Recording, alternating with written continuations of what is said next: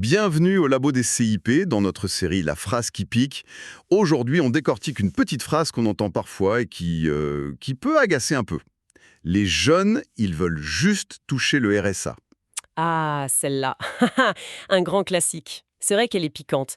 Un raccourci qui cache souvent une méconnaissance des parcours réels et parfois un peu de jugement facile, non? Exactement. Ça mélange un peu tout. On a l'impression que c'est simple. Ils ne veulent pas bosser, point. Alors qu'en tant que conseiller en insertion professionnelle, on sait bien que la réalité est souvent bien plus compliquée. Allez, on démêle ça ensemble. Volontiers. Alors, d'abord, d'où elle sort cette idée? Souvent, elle repose sur des stéréotypes assez tenaces. L'association un peu rapide entre revenu de solidarité active, le RSA donc, et la paresse. L'idée qu'il y aurait une volonté de, comment dire, profiter du système. Oui, et on oublie complètement tous les obstacles concrets.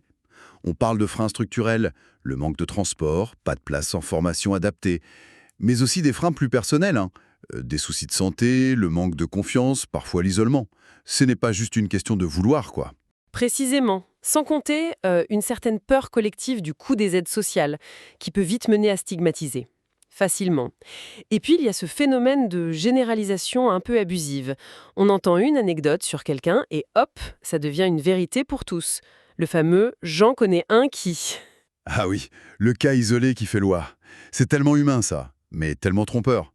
Et paradoxalement, on sait qu'il y a aussi le non-recours. C'est un point crucial, ça. Beaucoup de jeunes qui pourraient y avoir droit ne demandent même pas le RSA. Parfois par honte, par manque d'infos, ou parce qu'ils ne se sentent pas légitimes à le faire, tout simplement.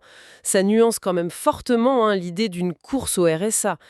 D'ailleurs, la réforme qui s'annonce pour 2025, celle qui conditionne le RSA à environ 15 heures d'activité ou de démarche par semaine, elle montre bien que même les pouvoirs publics reconnaissent implicitement que la simple volonté ne suffit pas et qu'il faut un cadre, un accompagnement. C'est une bonne remarque, ça.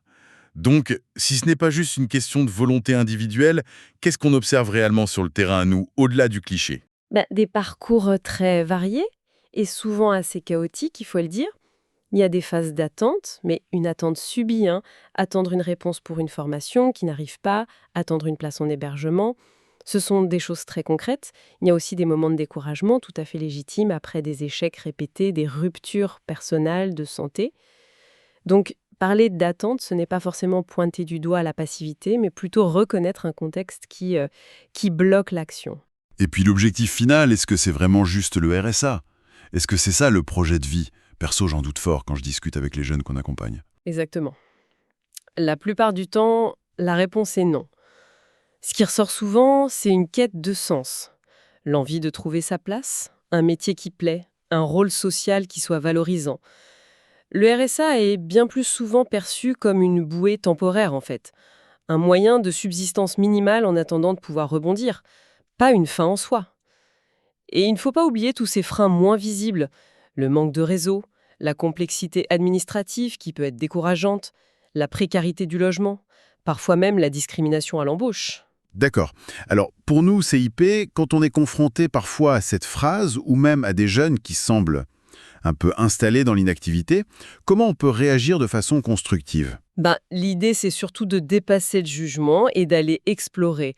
On peut questionner doucement, par exemple, qu'est-ce qui fait dire ça selon vous? Ou directement avec le jeune, qu'est-ce qui empêche d'avancer en ce moment? Qu'est-ce qui coince? Il s'agit vraiment de comprendre précisément les blocages, de cartographier les obstacles avec la personne et aussi, très important, de valoriser cette période sous RSA comme une étape qui peut être active. Chercher une formation, s'engager dans du bénévolat, faire mûrir un projet. Pour rendre ça plus concret, imaginons un jeune, appelons-le Yanis, 22 ans. Il rêve de bosser dans le numérique, il est au RSA. Dans son entourage, forcément, on entend la petite musique. Ah, c'est facile le RSA. Voilà.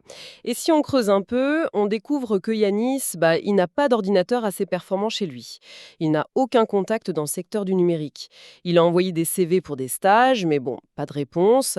Il a essayé de s'inscrire à des ateliers d'initiation, mais bon, les places sont limitées, elles partent très vite. Son attente, au fond, c'est quoi? C'est d'avoir une chance, d'avoir les outils pour montrer ce qu'il sait faire, d'avoir un pied dans la porte, quoi. Et c'est là qu'on intervient, nous, les CIP. On aide Yanis à identifier son besoin précis. Un ordinateur, oui, peut-être, mais surtout une première expérience pour se tester et se faire remarquer. On peut l'orienter vers une asso qui prête du matériel ou l'aider à trouver un projet bénévole où il pourrait utiliser et développer ses compétences numériques. Tout à fait. Et petit à petit, en activant les bons leviers, en remettant du sens sur cette période d'attente qui n'en est pas vraiment une, Yanis peut décrocher une mission, un stage, peut-être une formation qualifiante. Et là, la phrase « il veut juste toucher le RSA », elle s'effondre, elle perd tout son sens. Elle ne tenait juste pas compte de la réalité complexe de sa situation. C'est très clair. Cette phrase révèle surtout une difficulté, peut-être un refus, de voir la complexité, les barrières systémiques et puis surtout les aspirations réelles des jeunes.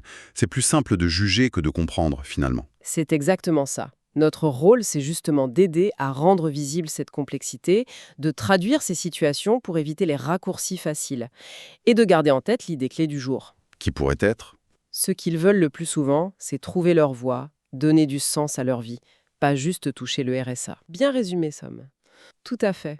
Et voilà pour cette exploration autour d'une phrase qui pique un peu. On espère que ça nourrira vos réflexions et vos pratiques au quotidien. Maintenant, une petite question pour la route.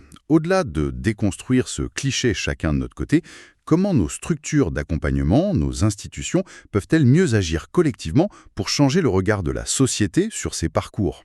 Vaste question. C'est vrai que ça demande une réflexion plus large. À méditer. On se retrouve bientôt dans le labo des CIP.